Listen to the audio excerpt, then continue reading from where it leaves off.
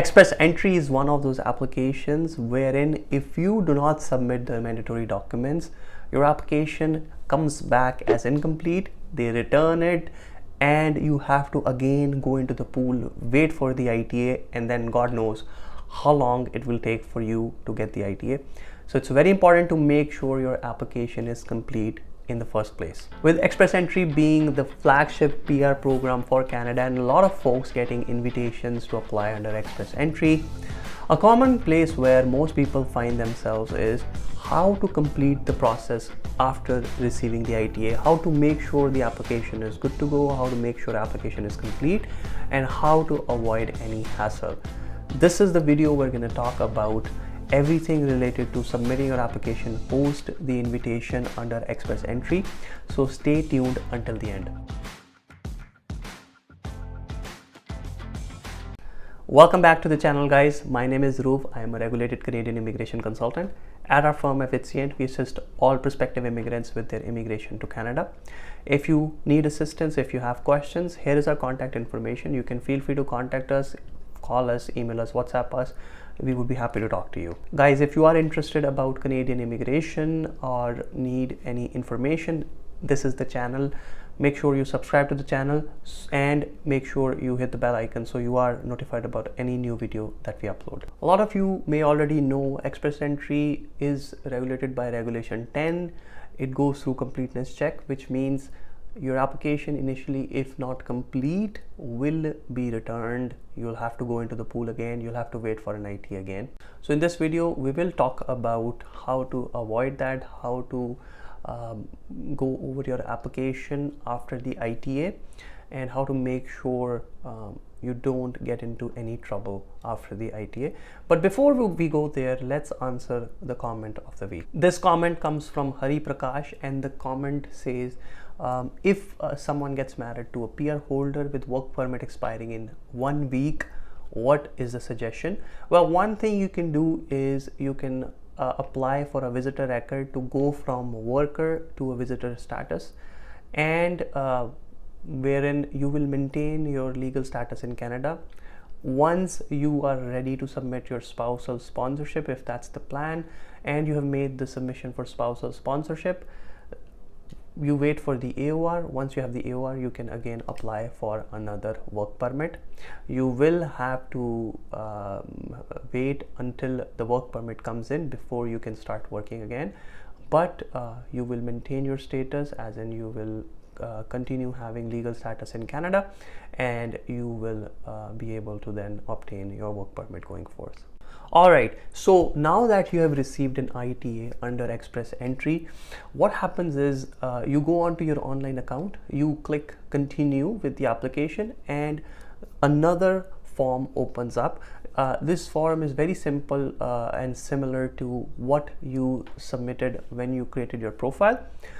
You have to fill in all the information in this particular form, and it includes your personal information, your work history, your educational history, your personal history, your address history. Everything is asked for in this form. Now, this is very important, and commonly people face issues with this. The way IRCC defines work history, a common man may think they need to add all their work experiences in there. However, for your work history, you only want to include the work experiences for which you want to claim points and for which you can provide evidence, right? If you're claiming points, only then you need the evidence. If you don't want to claim points for any work experience, then do not include it in the work history. You include it in the personal history instead. By doing that, you are telling IRCC about all the work and everything you've done.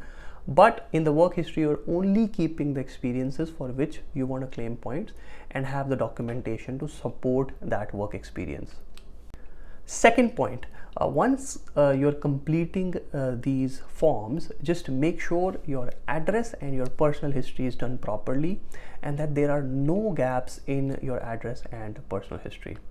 Thirdly, for the travel history, you need to mention travels outside of your home country or the country of citizenship and country of residence. So say that you are currently residing inside Canada and you come from, for example, say your home country or country of citizenship is India. then you need to provide all the travels outside of Canada or India.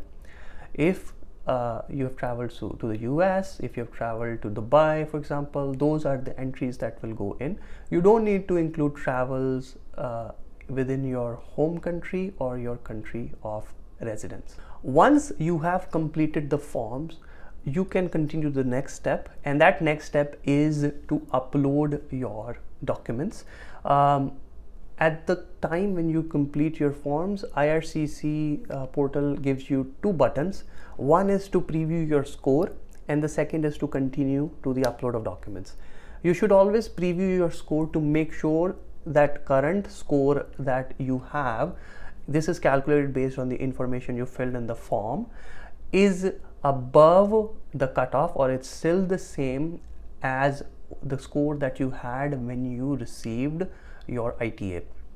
If this score number drops and it's below the cutoff after you've done filling your application, then there is a problem. You want to make sure that your score stays above the cutoff when you submit your application for permanent residence. Now, when you go to the document checklist page, this document checklist is basically created based on the information that you provided in the application and is customized based on your circumstances.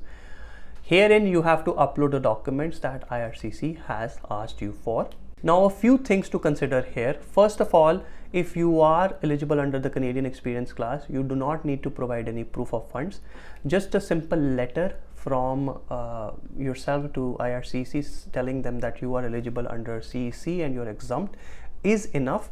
You can find this letter on our website effizient.ca/resources, and here is a sample for that letter on the screen. Now guys, comes the most important part of this video and of this process: how to ensure you have all the mandatory documents and your file doesn't get returned. So here are the most common reasons for return of the application. The number one is not including your degree certificate or your diploma certificate that you receive on your convocation, or that is the certificate that the college grants you. People often end up including their educational credential assessment and do not include the degree certificate. Their application gets returned in the first stage. Secondly, not including the correct police certificate. If you have lived in a country, or if you required a police certificate from some place and you did not provide the police certificate, or you did not provide the correct police certificate, your application will get returned. So it's very important to ensure that the police certificate is accurate.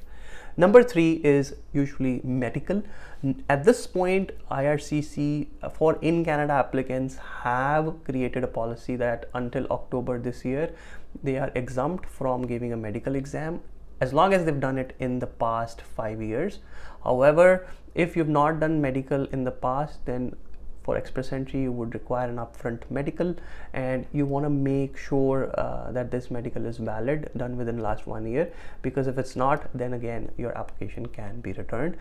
The medical policy keeps on changing. IRCC made some changes, so please check at the time you submit the application what the policy is and accordingly provide your medical exam. The other not so common reasons could be not including other mandatory documents such as your passport or employment reference letters, but these are usually very uncommon because most people will include these.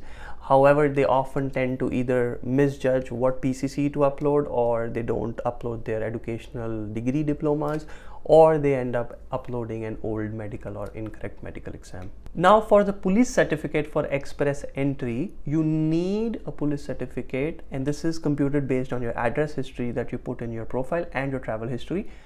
You need a police certificate from every country you've lived after you turned 18 for 6 months or more, or for the past 10 years. So that means if say you are 24 years old, then continue counting the time after you turned 18. So 18 to 24, that's around 6-year period. If in this period you have lived in any country for 6 months or more, and this the countries do not include Canada. For Canada, you don't need any PCC. But if you've lived in any country for 6 months or more in a row, you require a police certificate from that country. If you are say 30 years old, then count your time from 20 years to 30 years, 20 years of age to 30 years. In the last 10 years, you want to provide the police certificate from any country where you've lived for 6 months or more in a row. Once you're done compiling all the documents, uploading all the documents, then all you need to do is click next and submit the application after declaring and after paying the application fee. So that's all the process for express entry after ITA. In summary, we've talked about the form, we've talked about how to ensure that your score is still at the ITA cutoff or above, and we have talked about how to ensure your documents are included such that your application is still complete and you do not get it returned as incomplete. Guys, pay close attention to your education documents, to your police certificate, medical if needed, to ensure that application is complete. That's it for this video, guys. If you like this video, hit the like button, subscribe to the channel, and hit the bell icon so you are notified about any new video that we upload. Thanks a lot for tuning in, guys, and I'll see you in the next video.